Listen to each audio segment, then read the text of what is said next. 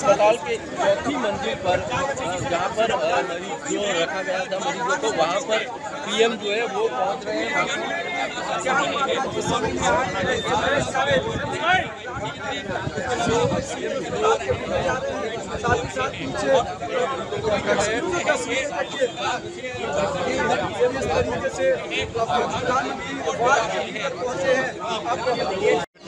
અમદાવાદની અંદર ગઈકાલે બની અને તેની અંદર 241 લોકો જે ટ્રેનની અંદર સવાર હતા તેના મૃત્યુ થયા છે। આ ઉપરાંત દુર્ઘટના સમયે આસપાસમાં જે લોકો હતા, ડૉક્ટર મેસની અંદર જે લોકો હતા, ડૉક્ટર સ્વાટરની અંદર જે લોકો હતા, અથવા તો ડૉક્ટર મેસ અને ડૉક્ટર સ્વાટરની આસપાસના રહેણાંક વિસ્તારની અંદર જે લોકો હતા તેમના પણ મૃત્યુ થયા છે। ગૃહ રાજ્યમંત્રી હર્ષ સંઘવી અત્યારે અહીંયા તમામ લોકો પણ અહીંયા પહોંચ્યા છે। મુખ્યમંત્રી ભૂપેન્દ્ર પટેલ, ગૃહ રાજ્યમંત્રી હર્ષ સંઘવી પણ અહીંયા પહોંચ્યા છે।